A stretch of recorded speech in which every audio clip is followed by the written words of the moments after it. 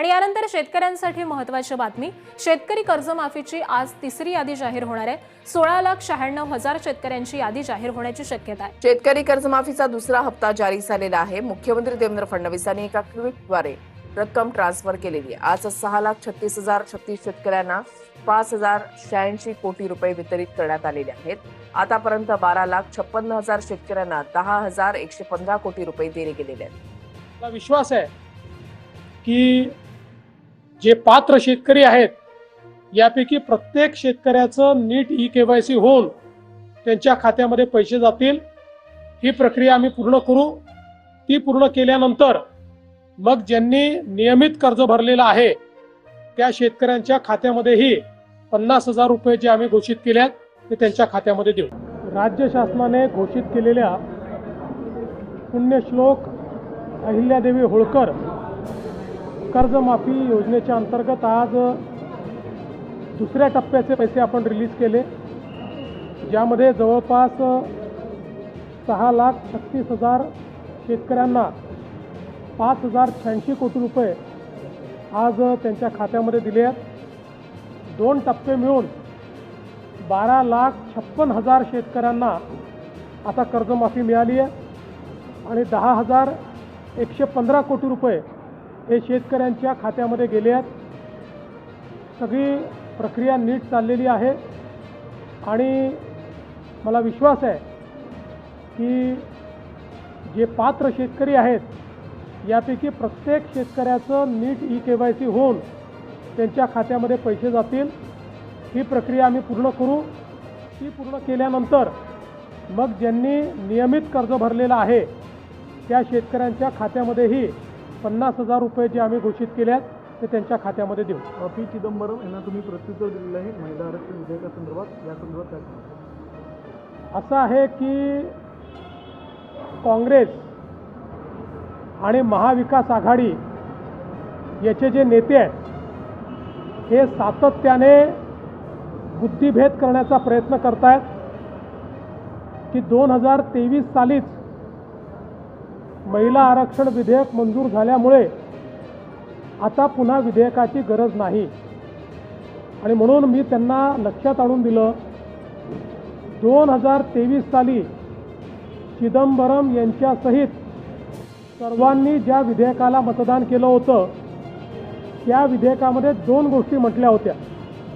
पहिलं होतं डिलिमिटेशन, की डिलिमिटेशन करावं लागेल, आणि दुसरं होतं डिलिमिटेशन करण्याकरता नवीन सेन्ससची आकडेवारी। अशा 2 गोष्टी झाल्यानंतर हे लागू होईल हे चिदंबरम सहित सगळ्यांनी मतदान करून मान्य केलं होतं। मात्र कोविडमुळे सेन्सस पुढे गेलं, त्यामुळे मोदीजींच्या मनामध्ये 2029 सालीच आपल्याला महिला आरक्षण द्यायचं असल्यामुळे एक अतिशय छोटीशी अमेंडमेंट आणली होती की डिलिमिटेशन करता नवीन सेन्ससचा जो काही कॉन्स्टिट्यूशनल अमेंडमेंट किंवा संविधान संशोधन आहे त्याच्याऐवजी त्यात शिथिलता देऊन जुन्या सेन्ससप्रमाणे देखील करता येईल अशा प्रकारची अमेंडमेंट होती, जी या सर्व मंडळींनी नाकारली। नाकारण्याची 2 कारणं होती। पहिलं कारण, त्यांना महिलांना आरक्षण द्यायचं नाही। 23ला त्यांनी विधेयकाला सपोर्ट याकरता दिला की 23मध्ये त्यांना माहिती होतं आपण समर्थन दिलं नाही तरी हे विधेयक पास होणार आहे, त्यामुळे बहती गंगेमध्ये हात धुलो अशा पद्धतीनं त्यांनी त्यावेळेस समर्थन दिलं। आणि आता ज्यावेळी खरं महिला आरक्षण देण्याची वेळ आली त्यावेळी मात्र विधेयकाला त्यांनी विरोध केला। आता हे डिलिमिटेशन सांगतायत। डिलिमिटेशनचा निर्णय हा 2023 सालीच झाला आहे आणि त्याला काँग्रेसनी मतदान करून मान्यता दिली आहे। आज आलेला निर्णय नाही, 2023 साली त्यांनी मान्य केलेला आहे। आता आपले राज्यामध्ये काही लोक या संदर्भात बोलतात, त्यावेळेस त्यांनी कुठली नशा केली होती मला माहिती नाही, त्यामुळे मी त्याच्यावर बोलणारही नाही। पण या सगळ्यांनी डिलिमिटेशनला मतदान केलेलं आहे, यांच्यामुळे संविधानामध्ये डिलिमिटेशन आलेलं आहे आता तेच करण्याकरता जेव्हा कायदा येतो त्याला हे अमान्य करतात, कारण यांना माहिती आहे की नवीन सेन्सस नंतर जर ही सुरुवात झाली तर 2029ला ते लागू होऊ शकणार नाही, ते 2034मध्ये जाईल. काँग्रेस पार्टी आणि महाविकास आघाडीतल्या काही घटक पक्षांना 2029ला महिला आरक्षण द्यायचं नाही, त्यांना 2034पर्यंत ते रेटून द्यायचं आहे. किंबहुना त्यांना असं वाटतं की आपलं सरकार नंतर जर चुकून आलं तर आपल्याला हे रद्दही करता येईल. त्यांच्या मनात ते रद्द करणंच आहे आणि म्हणून हे लोक अशा पद्धतीनं बुद्धिभेद करतायत. आणि म्हणून चिदंबरम यांनी ज्यावेळी ट्विट केलं त्याला मी फॅक्ट फिगर्स याच्या सहित उत्तर दिलेलं आहे. कुठल्या संसदीय समितीवर मला काही कल्पना नाही.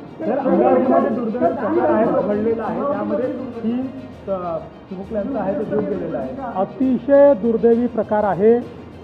उच्चस्तरीय चौकशीचे आदेश तर दिलेच आहेत, पण सातत्याने जे NICU असतात त्याच्यामध्ये आपण फायर ऑडिट करत असतो.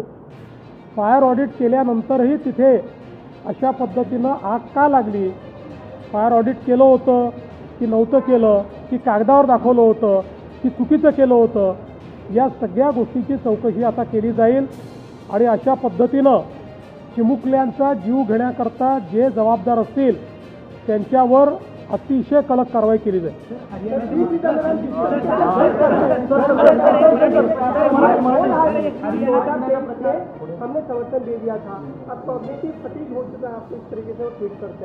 देखिए, ये जो चिदंबरम साहब की सिलेक्टिव मेमोरी है, इसका जवाब मैंने दिया है.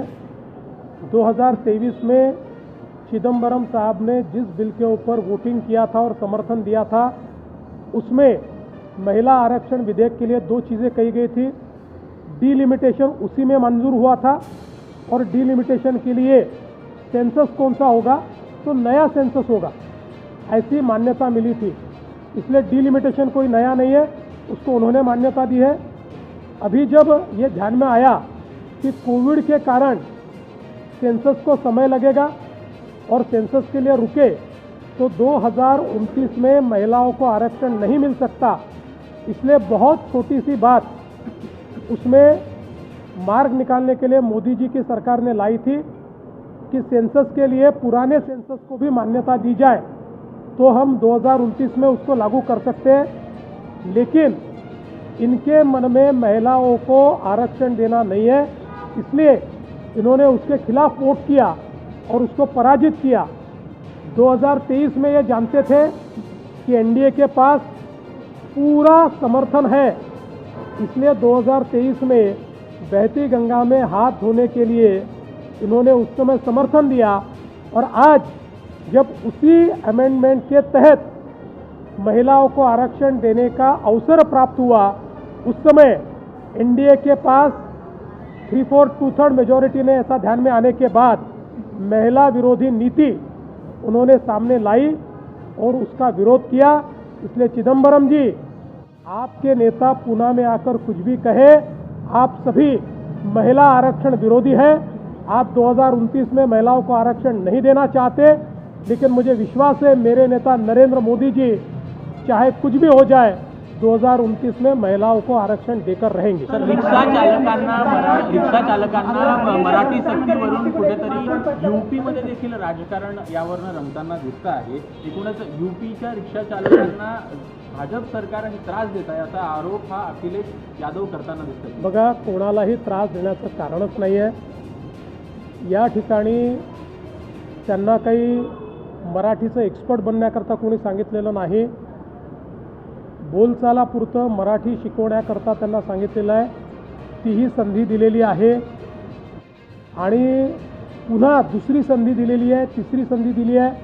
आताही कोणाचाही लायसन्स रद्द केलेला नाही, संधीच दिलेली आहे.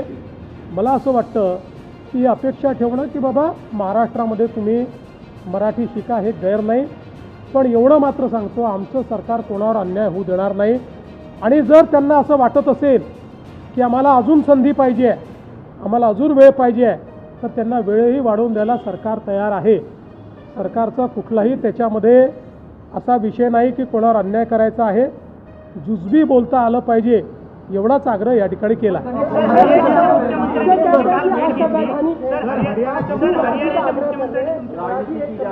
देखिए, पहली बात तो यह है कि यहाँ पर जो हमारे भाई लोग, हिंदी भाषी भाई लोग जो यहाँ पर टैक्सी या ऑटो चलाते हैं, उनको मराठी का एक्सपर्ट बनाने का कोई कारण नहीं है. उनको उनके काम जितनी मराठी आनी चाहिए, काम चलाऊ मराठी आनी चाहिए,